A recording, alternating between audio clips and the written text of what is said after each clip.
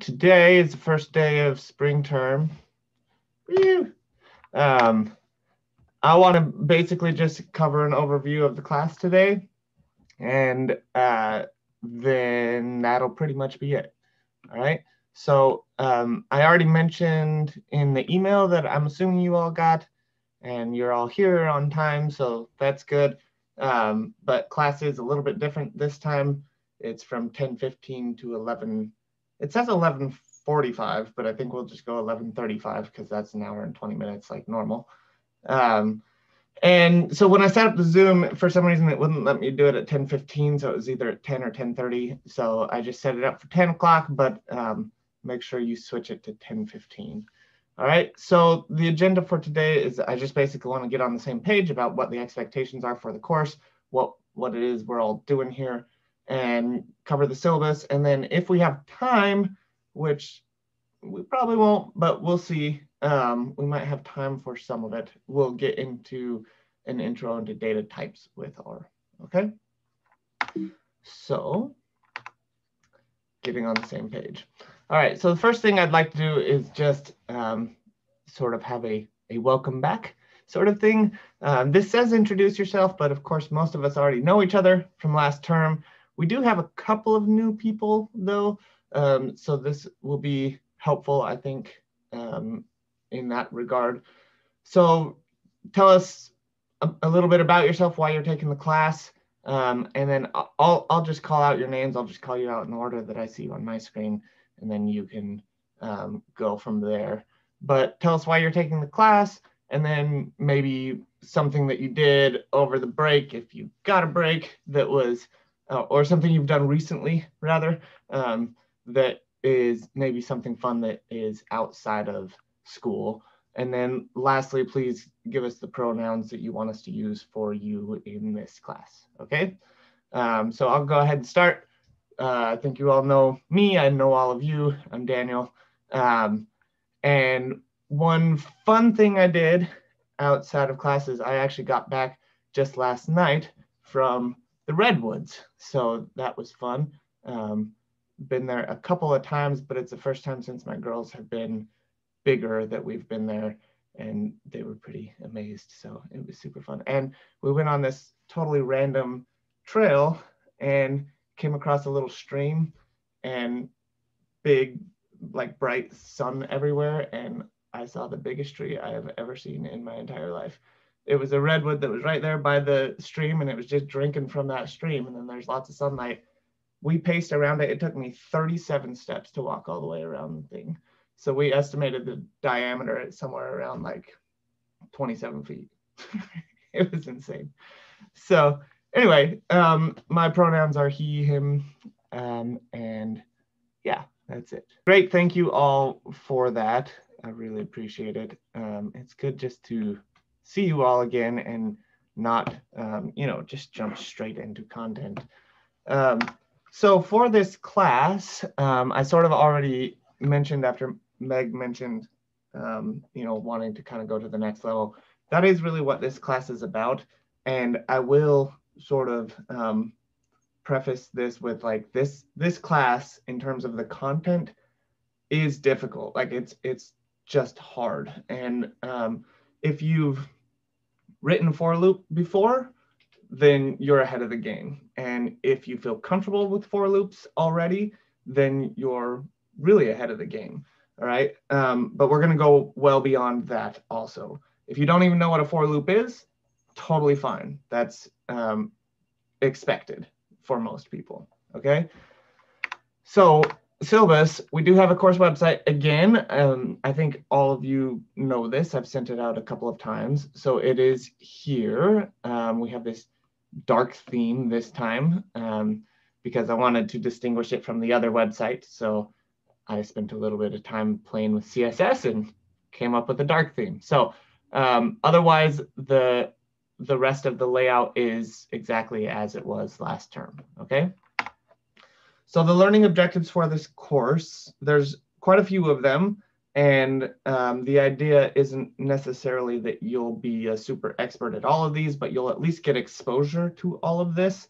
And then you'll sort of be able to, based on the way that you approach your final project, you'll sort of be able to kind of pick and choose which areas you want to go deeper into, okay? So first one that we'll do basically this first week, and then after that, there won't be any more lecture on it, but we will be sort of revisiting those topics as we need them, is to have a good understanding and being able to describe the different data structures in R, and specifically when each is most appropriate for a given task, okay? So that's what we'll get to at the end of today if we have enough time. We will explore, and I should say more than explore, we will use per map and its variants a lot, okay? So per is basically an alternative for looping from the base R variants like lapply and vapply and sapply, although I'd recommend generally not using sapply. But per will is a variant for that is more consistent, and there's specifically some variants like map DFR that I think is super, super helpful. And you can approach it the same way with base R functions, but the syntax is a little more verbose. And so I actually love the per package. I think it's wonderful. If I were to write a package, I would probably not use per, and we'll talk about this more as we go along, because per is then a dependency to the package, and everything that you can do through per, you can do through base functions, right? This is just like any tidyverse package, but for interactive work, it can make your life a lot easier and safer as well. We'll be working with lists a lot this term, and specifically list columns within a data frame. So you'll get comfortable with per nest and per unnest. And then I have this one in gray because this is a new development, but dplyr has this new row-wise function, and it will allow you to sort of avoid nesting and unnesting a lot.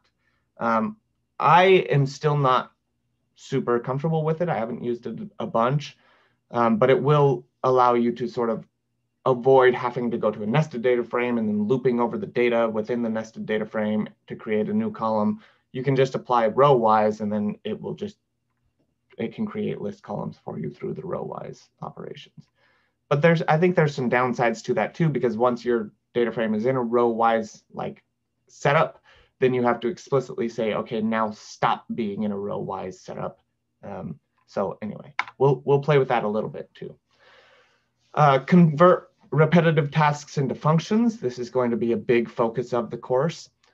Writing functions, what good functions look like, what are some practices you should avoid when you're writing functions. And then, so that's that part, understand elements of good functions and things to avoid, all right? And then sort of the last part is write really clear functions and basically always be guided by this mantra of don't repeat yourself. So a good rule of thumb is if you've written the same code more than twice, you should write a function. So as soon as you can copy and paste once, that's fine. If you're going to copy and paste again, then with only changing minor little things in the code, then that's a good clue to you that you should write a function. And if you go beyond 3, then for sure you should be writing a function, okay? That is a rule of thumb. There are times when it's easiest just to say, okay, I just need to get this done, copy, paste, copy, paste, copy, paste, and then change 7 to 8 and 8 to 9 and 9 to 10 or whatever it is. But generally, that's the idea. And this will help you not only with writing more clear code, but also sort of more modular code. So you can take bits from that and move it to a different project and maybe change minor little pieces and it'll work, okay? This week's learning objectives, basically just to understand the requirements of the course and the final project, okay? So textbooks. Basically only have one textbook this term. The rest of the textbooks are textbooks we've had in the past, and they're things that we have that are sort of more reference versus like actual reading that will be helpful for the course, okay? So the reading is this advanced R book. It has, there's both the first edition and the second edition. They're both great. They're kind of a little bit different. The second edition uses quite a few more packages to illustrate the topics, and I think that is actually quite helpful. So he will use a package that you'll then use to understand the thing better. It also covers topics like per, which is not covered in the first edition. Some people don't really like that it uses more packages. They feel like it should just stick to sort of the base suite of packages. I think it's helpful because the packages are mostly just there for teaching purposes, with the exception of per, but he still shows you the base variants of those same things and how you would approach it that way too. So I think it's a really good book. It's pretty heavy reading. So the first probably half of the book is pretty manageable. Second half of the book gets pretty in-depth. So it's a good reference book, and it is, like all the books that we've had in this class, something you should probably try to actively consume. So when you're reading, try to actually follow along with it, not just sort of read through it, right? Other books, these are books we've had in the past, of course. The Git book with Jenny Bryan, and the R for Data Science book. Okay, so the structure of this course is kind of split into two. The first 5 weeks are mostly about iteration. Okay, so this is for loops and per and lapply and all of these sorts of things. Okay, so it's taking a function or a function and looping it through a vector. And that vector might be a list, or it might be just an atomic vector, or it might be a data frame, or whatever. But you have some operation that you want to apply repeatedly. Okay, that's iteration, and that's the first 5 weeks of this course. So we'll talk about that a lot. Okay, as part of that, we'll talk about data types, because data types are sort of, well, they're really important when you get to doing iteration, because you don't want to, for example, think that your output is going to be numeric, and it ends up being character vector, and you might not understand why is it coming out as a character vector, and that would be because of some implicit coercion that is going on with your function.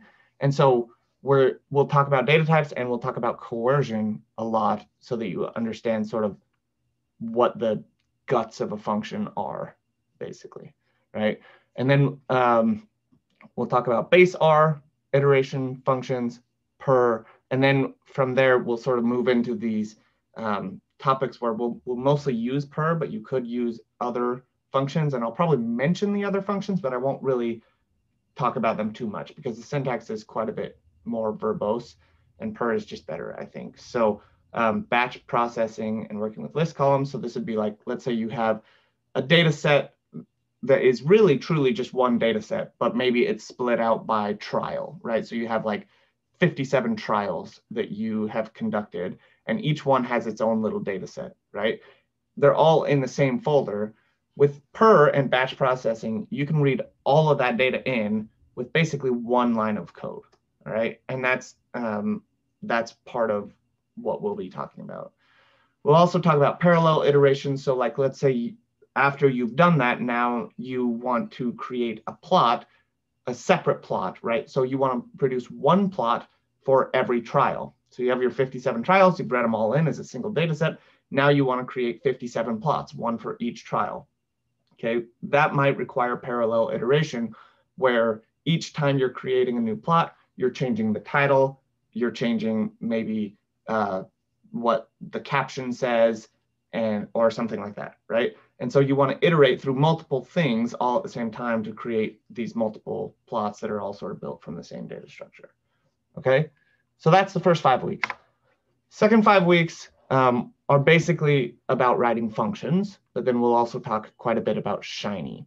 At the very end, we will have one lecture on writing packages, but package development is actually not really the focus of this course. So Sarah, I heard you say that you were looking forward to that. We are not going to focus on that too much, but I'm happy to talk with you more if you want. We had quite a few people that wrote R packages for their capstone project, and I have a bunch of resources I can share with you if you're interested in doing that, in pursuing that. So in terms of the requirements of the course, we are going to, it's going to be a little bit different this term from last term. We'll have 3 labs at 10 points each. first lab is actually already posted, and it's on subsetting lists and base R for loops. Okay, so using for loops with base R. So 3 labs. First 2 are mostly on iterations, and then the third one is on functions. Okay, and then we're going to have a midterm. There's kind of 2 parts of the midterm. One is just a small quiz that's going to be on Canvas. And I know even just the idea of that probably invokes anxiety amongst people. And I'm sorry. I will try to give you a small little study guide, but it's basically going to be like 5 questions, or maybe it's 10 questions. I'll look again. But they're all sort of just like multiple choice or fill in the blank sort of things. Okay. There is, I think, 2 questions at the end where there's a bit of code and it says this has 2 errors in it. Identify one of them, right? So that's sort of the idea of it. The reason that I chose to do this is because I've done it every term I've taught this class, and I think it works pretty well. Even though I know it invokes anxiety, it is only 10 points, right? So that's 5% of your grade total. So even if you completely bomb it and you get 0 points, which nobody will, then you know you've lost 5% of your grade, which isn't, you could still get an A in the class, right? Even if you get 0 points on it. But there's so much of this stuff that we're going to cover that is really just kind of like knowledge based versus like practical application based. And so that's like that's why we're doing this, right? So like you should be able to, by the time we get to that point, you should be able to pretty fluently tell me what the 4 basic data types are in R, right? That's like one of the things. So, so that'll be part of it. And you can ask me more questions about that as we get closer to it. And I'll try to provide you a brief study guide, but I wouldn't worry about it too much. It should be all stuff that you know pretty easily.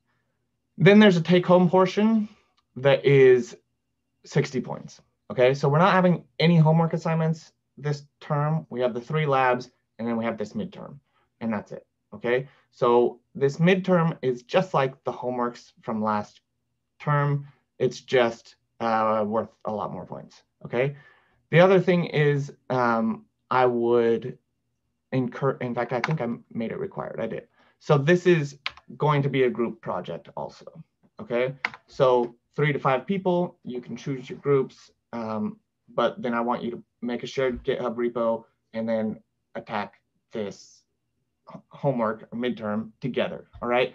And so there's multiple ways you can approach this. The way I would recommend it, though, is to ease your workload, right? Is to have a brief meeting with all 3 to 5 of you and just say, okay, how can we divide this up so that we're, you know, each doing a portion of it versus sort of everybody working together on all of it. So it is fairly long because it's the only homework assignment that we have. But the group part, I know it's a little bit extra work because you're going to have to be collaborating on GitHub and all of that stuff.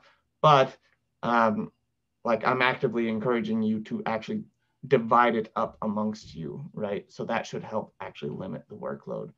As always, you can ask me questions about it. I'm not, you know, going to say, oh, I can't answer that for anything on the midterm. I'm happy to meet with your groups if you want to do that. Whatever you would like to do, it's just like a homework, okay? I'm just calling it a midterm because it's worth more points and there's only one of them. And it's due, it's technically assigned around the middle of the term, and then it's due, I think it's assigned like week 4 or something like that, and it's due like week 6, but it's already actually posted. So you can go and check it out. I will real quick here. Okay, so this is it. Again, if you go and look at it right now, which you're free to, it's probably going to look like I don't know how to do this stuff, right? For most of you. And that's completely fine. That's the point, right? If you already knew how to do everything, then you're like already way ahead of where this course is, right? Because that's basically the first half of the content is that homework. Okay? Any questions on that? On either of those parts? Okay, so do try to identify your group members soon. and then go ahead and just create a shared GitHub repo. Once you have a shared GitHub repo with your group members, then send me an email and give me the link to that repo so that I have a record of it. If you are feeling uncomfortable because you don't know who you want to work with and you don't have any connections or whatever, email me and I can find you a group. Okay? But please try to do that soon-ish, like, within the next week or so. All right, final project. The structure of the final project is much like last term, okay? It will be a group project, unlike last term, but like the first term. So it'll be a group project. I'm asking that you have your groups finalized by the 7th. So that's like 2 weeks. That part's not worth any points, but please have it done by then, okay? Same thing as before, please email me your group members. And if you are uncomfortable finding a group, let me know and I'll help you get a group. And, it's probably, unless there's some reason you're having problems with people in your group, it's probably best to just have the same group for the midterm and for the final, right? So it is going to be the same again, too, where it's going to be a shared GitHub repo. And you're going to be collaborating there. And then you'll have an outline that's due on the 21st, which I'll talk about here in just a second. A draft, which is very much like last term, expected to still be a work in progress, but it should have the bulk of the stuff due the 19th. Then we'll have peer review of that due the 26th, and then finally the product, okay? So what is the product? There are basically 2 options, okay?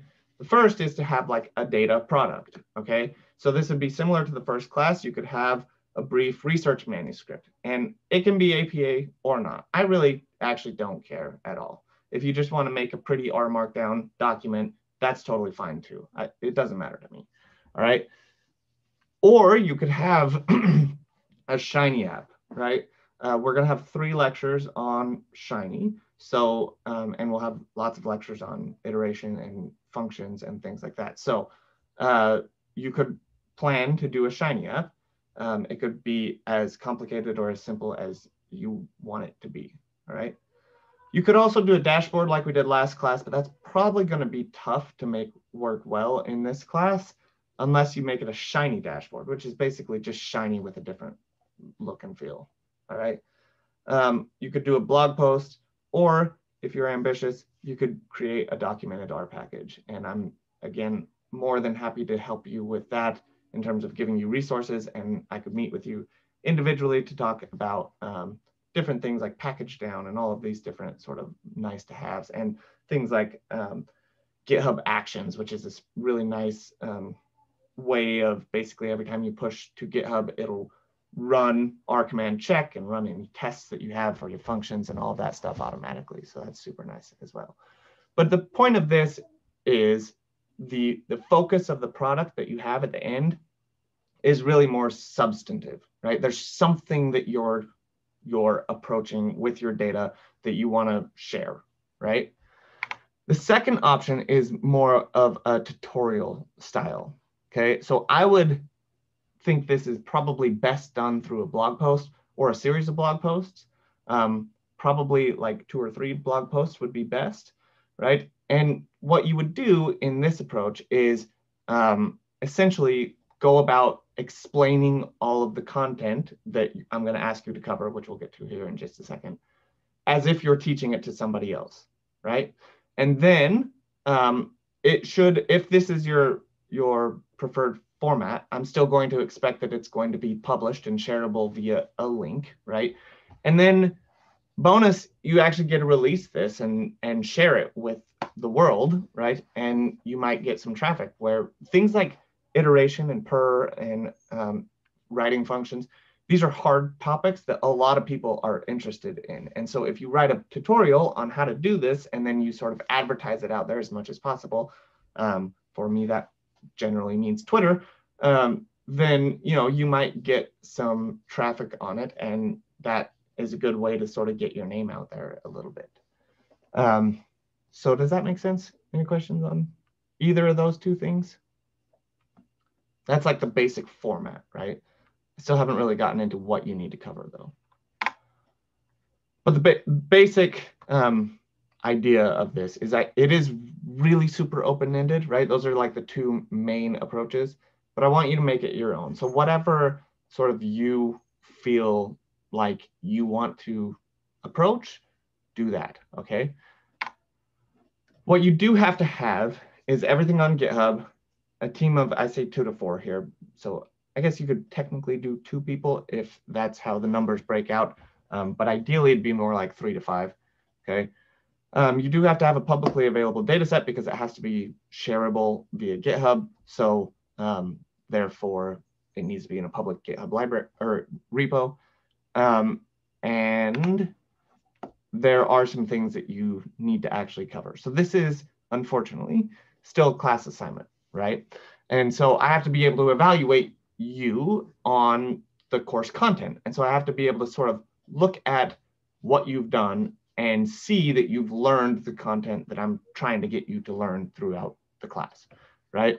So the grading criteria, which I'm going to show you here in a second, might force you into some sort of awkward use cases, and it might not always be exactly like how you would really approach it. So it might feel a little artificial, but that's okay, right? Again, this is a class project, and so just kind of keep that in mind as you're going. Like, you want it to be something that you're proud of and something that you are, happy to share or whatever. But you do have to make sure that you hit all of this stuff that I'm going to cover here in just a second too, okay? So these are the main parts, right? No code is used repetitively, no more than twice, all right? So that is pretty easy in terms of not making it artificial. That's something after this course, I would hope that you would always be striving for, right? More than one variant of per map is used. Okay, so there's a bunch of different variants. So there's map double, there's map character, there's map 2, there's map whatever. There's a bunch of them, right? Map df, bar, etc. So you just have to use more than one, right? At least one per function outside of the map family. So we'll talk about these a little bit, but that would include something like walk or reduce or modify. Okay, and so these are loops, but they work a little bit differently. Okay, and we'll get to that obviously in later lectures.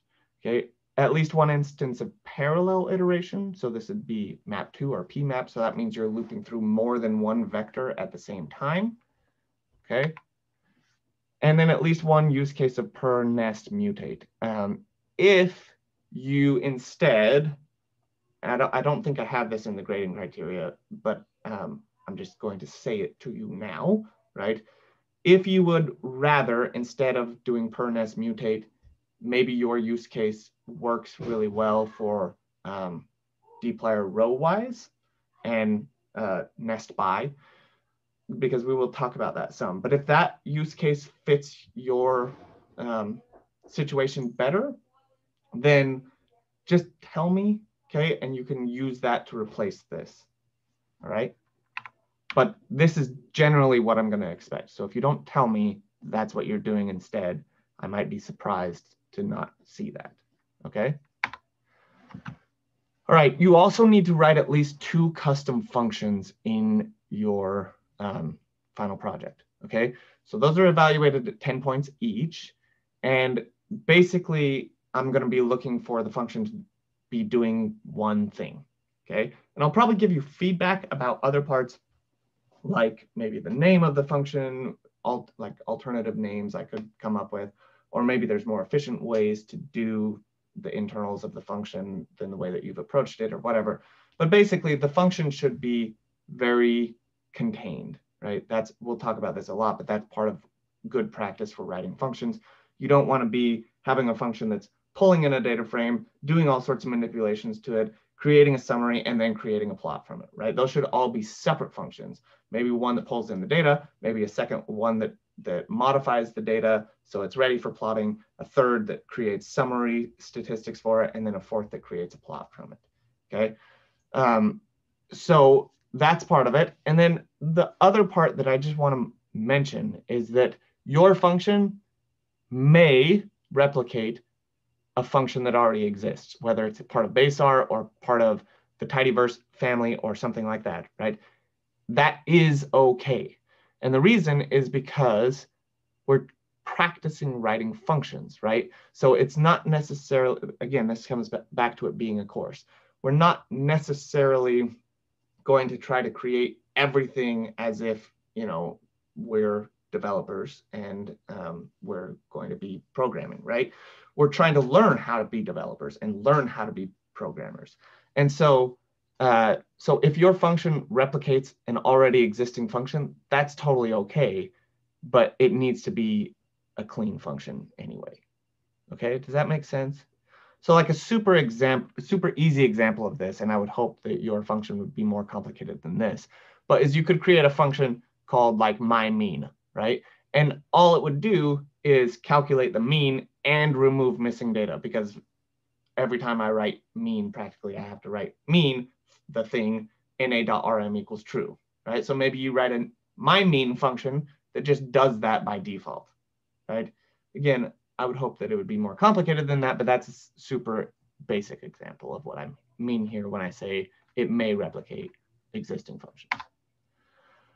Okay, and then your code, similar to last class, should be fully reproducible and housed on GitHub. So that's 10 points. So same as last time, I will clone it and basically just try to run it. And assuming I don't run into any issues, then you'll get your 10 points.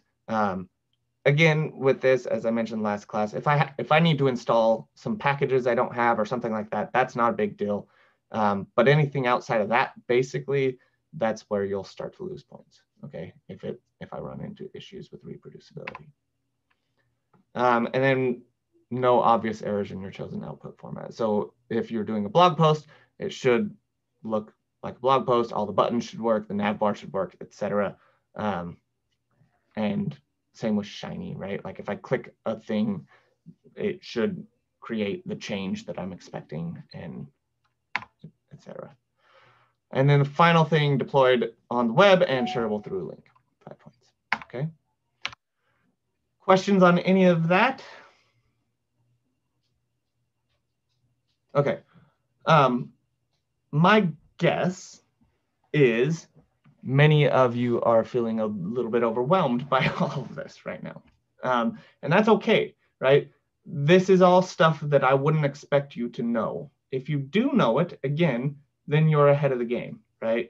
I wouldn't expect you to know what parallel iteration is, right? But it is, I would expect you to know it by the end of the term. So if you're feeling overwhelmed just by like the verbiage of a lot of this stuff that I'm putting out there right now, that's okay. If you feel comfortable with it, great. Okay, the outline, this is due on the 21st. Basically, this is the same as before. It's very basic. I'm not expecting it to be super in-depth.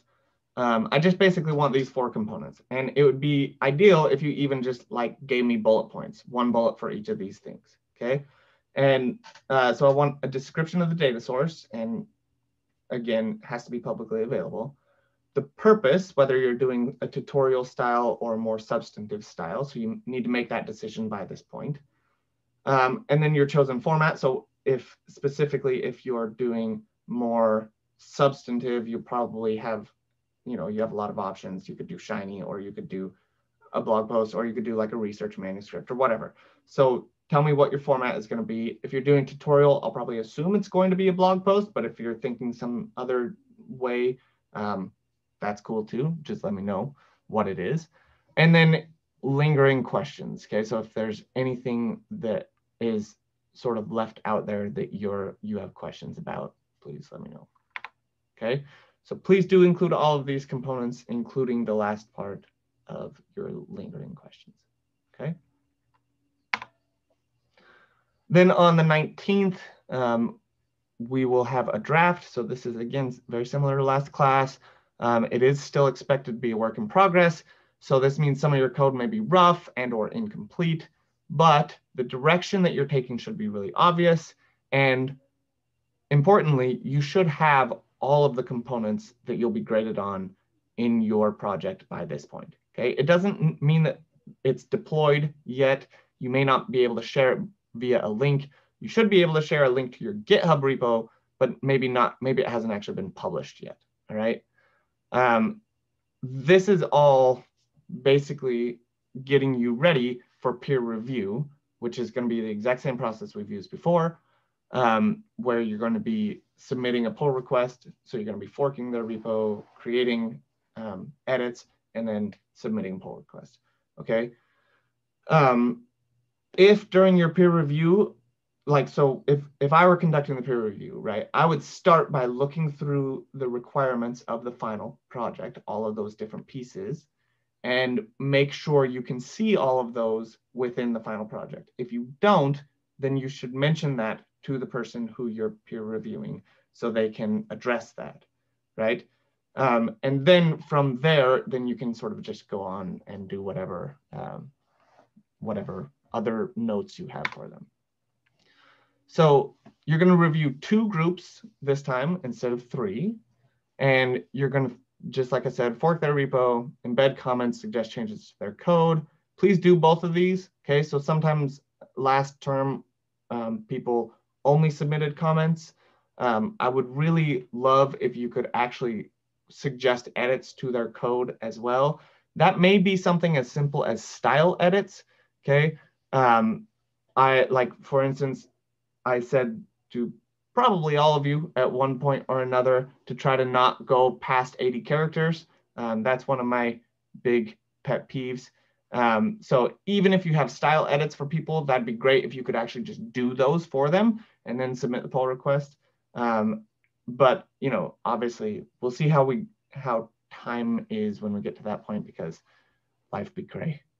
Submit a PR at the end. Okay.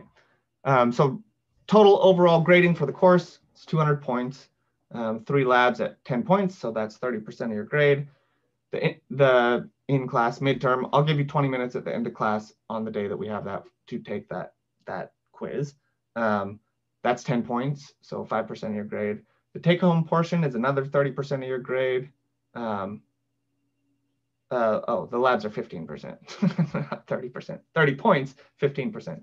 And then the final project is half your grade, right? So the outline is 5 points, draft is 10 points, peer review is 15 points, and then the final product is 70 points. Okay. Any questions on any of that? Okay. So here's basic grading, same as last term.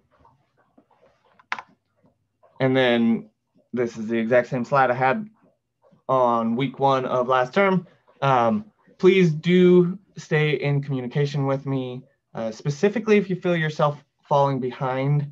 It's totally okay, as we're going to have the same homework deadline, lab deadline policy that we had before, which is, and even for the midterm too, which is due dates basically don't exist. I will have due dates and I will cover the labs after the due dates generally, but you can turn it in whenever, all right? The main thing I ask is just that you stay in communication with me. If we get to the end of the term and we're at say week 7, by that point, week 7, week 8, almost all of your attention should be on your final project by that point. If you still have 2 missing labs, then that's going to be challenging, right? So do try to stick with the deadlines, but if you have things that come up in life, then that's okay, all right? Just please try to stay in communication with me. All right, we do have actually about 25 minutes left. So we can go ahead and jump into basic data types. But before I do that, I just want to make sure one more time that we are feeling okay. Is there any questions, anything anybody wants to say, anything you need clarification on, anything like that?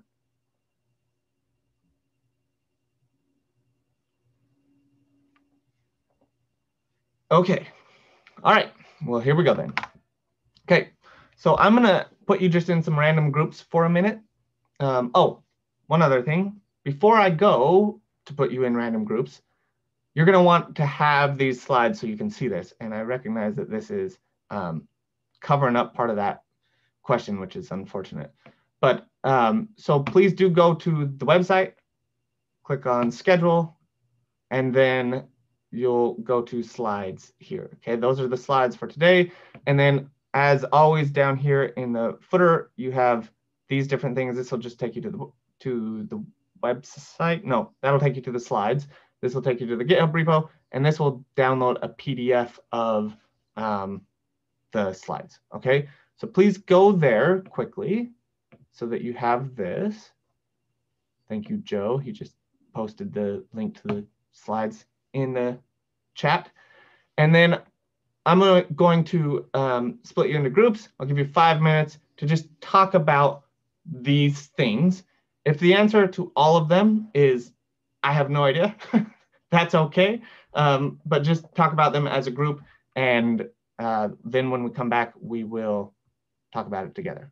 What are the 4 basic types of atomic vectors? Who feels like they know this one?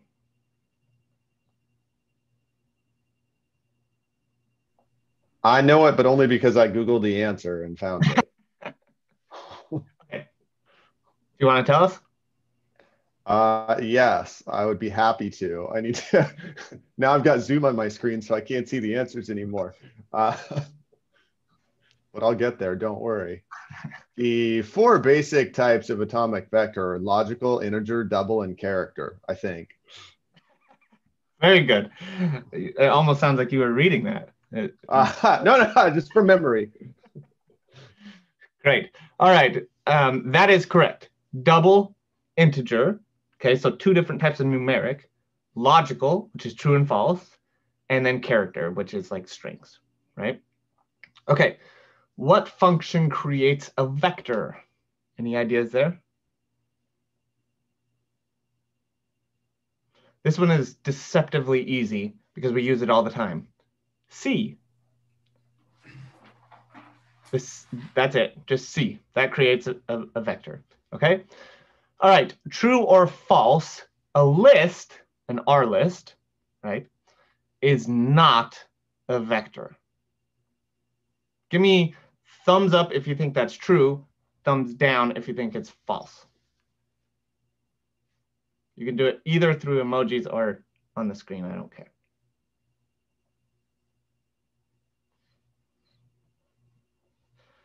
Okay, the answer is false.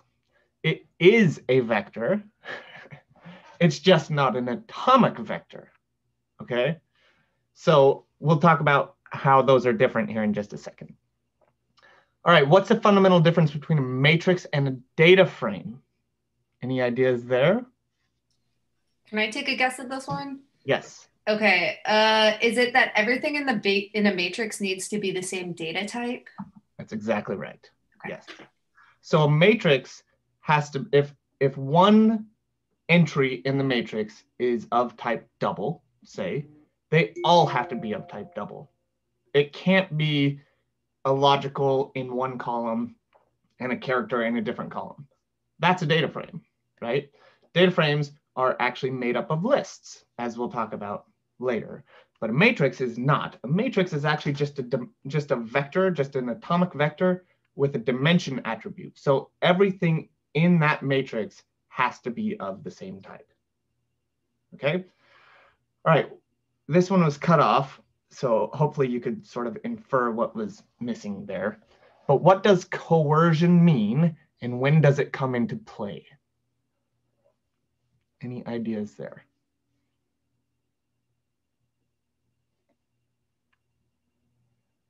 All right, I'll just tell you this one. I mean, like coercion, using context clues, you're trying to smash one data type into another so you can work with it?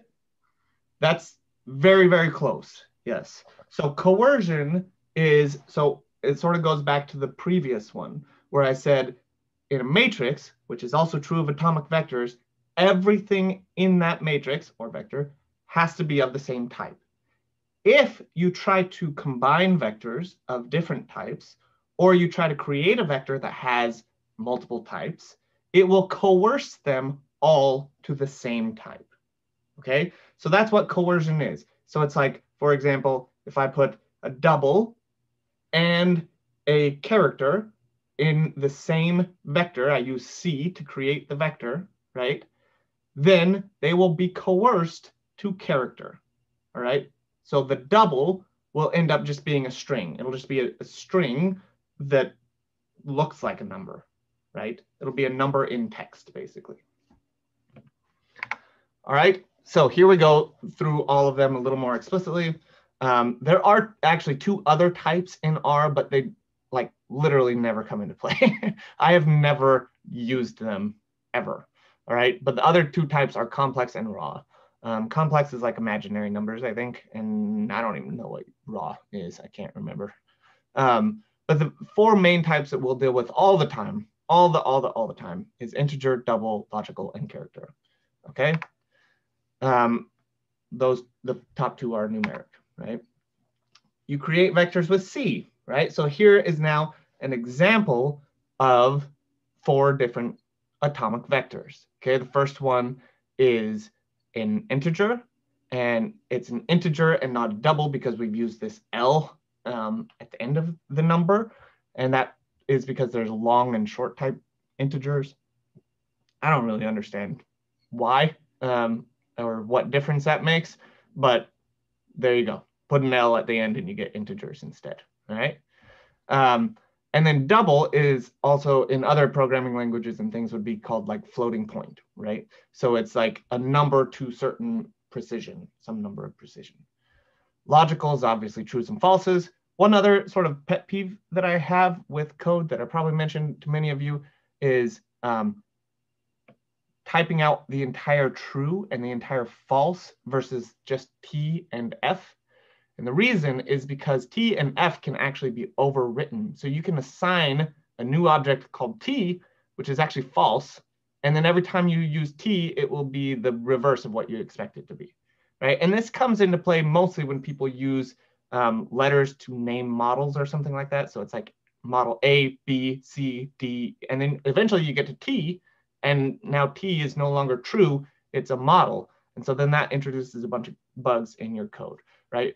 The full spelled out true and false, that is not possible. Those are non-mutable, okay? That means they can't be changed. So try to get in the habit of writing out the full thing rather than just T or F, okay? But this is a logical vector, and then character, obviously we're just wrapping it in quotes, basically, whatever it is. All right, coercion. So vectors, atomic vectors, not all vectors, so I should have atomic in there. Atomic vectors must be of the same type, okay? If you try to mix types, then that's when coercion will occur. And there's sort of 2 different types of coercion. There's implicit coercion, which is when you're just mixing types willy-nilly. And then there's explicit coercion, which is you're saying this is of type character and I want to coerce it to be of type double or whatever, okay?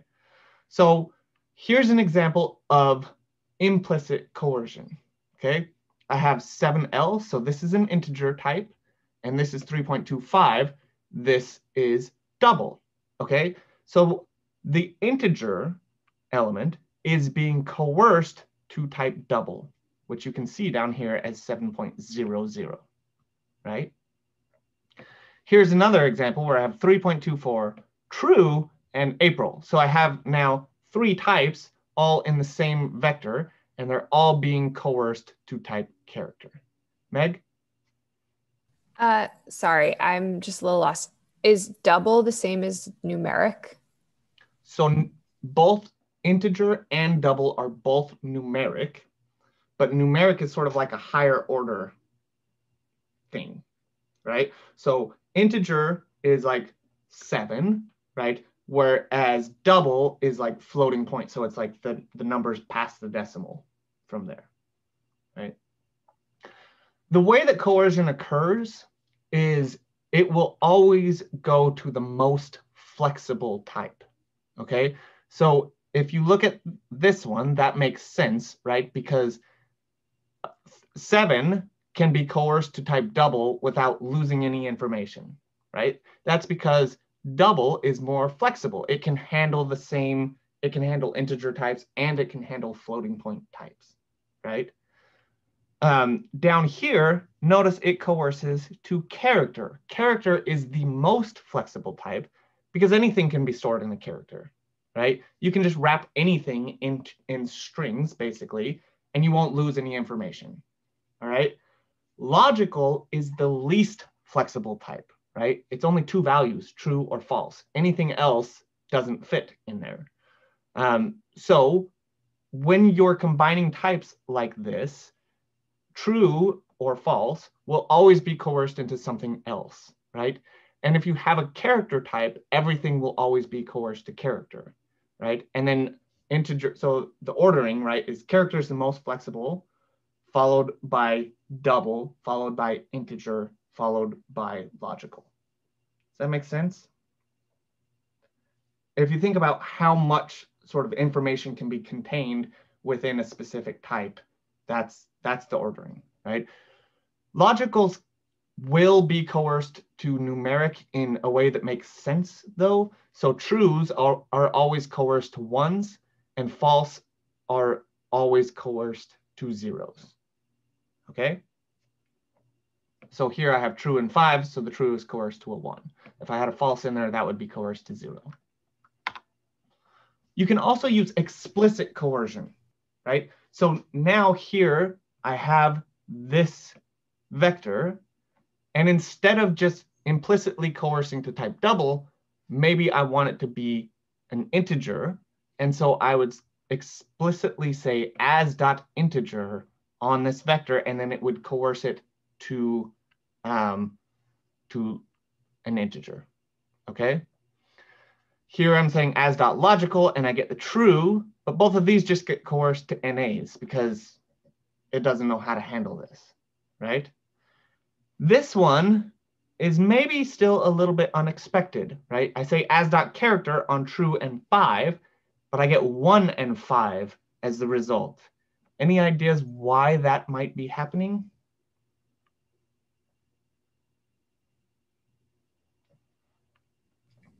Is it going in through an intermediary here where it goes to it's like making the true a 1 and a false would be a 0, and it's like basically going through numeric first?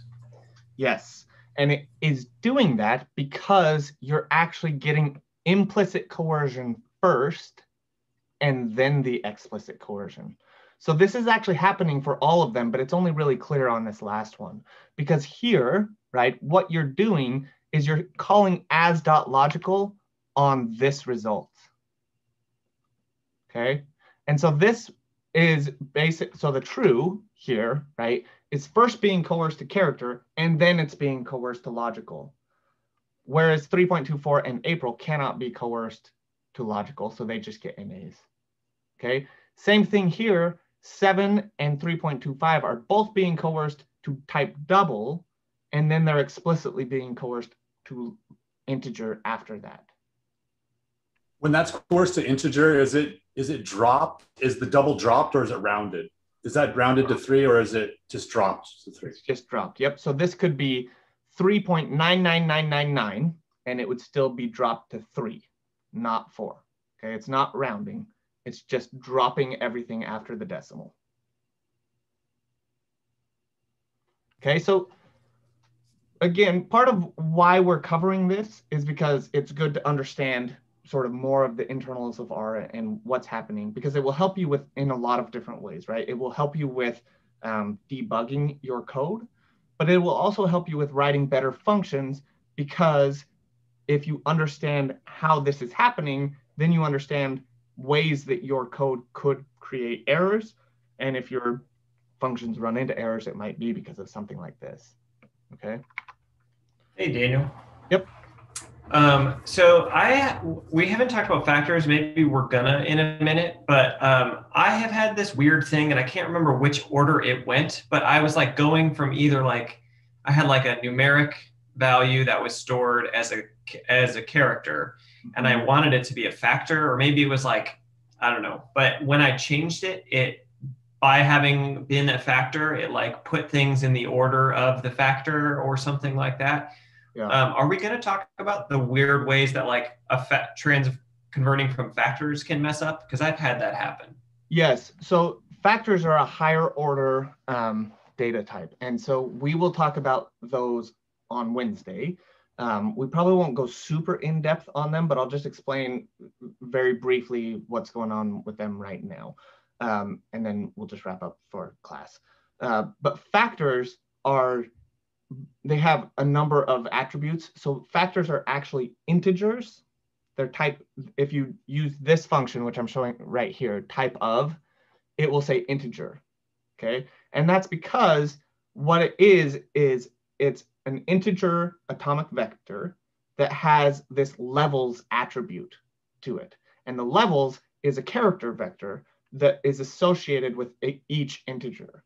So if you did something like you called, and then the order of the levels corresponds to the integer number, right? So if you switch the levels, then basically the characters that are associated with each integer get switched, all right?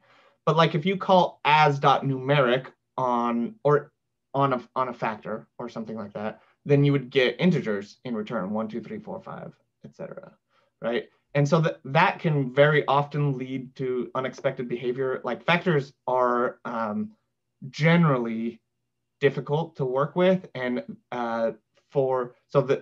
this is probably the biggest change with R 4.0 is forever it was read.csv would read in anything that looked like a character as a factor, and that introduces all sorts of problems. So there's another argument that strings as factors equals false.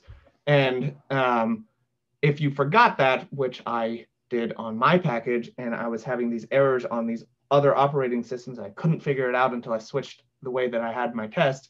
It was because the data were coming in, and even if you do data.frame locally, right, it will create it as a factor, and then it ends up having unexpected behavior. So factors are super nice for lots of different reasons, but you do have to be careful about them because they're complex beasts, basically. But that's the basic structure. They're integers with an associated levels attribute that has that's a character vector, and each element of that character vector is associated with a specific integer. Awesome, thank you. Yep. Okay, so that's most of what I had today. Type of, we'll get to this stuff more on Wednesday. The slides for Wednesday are up if you want to go and preview them. They might change a little bit between now and then, but probably not much. And then we'll finish up data types on Wednesday, and then starting next week, we will get into iteration with base R. Okay? All right, thank you, everybody.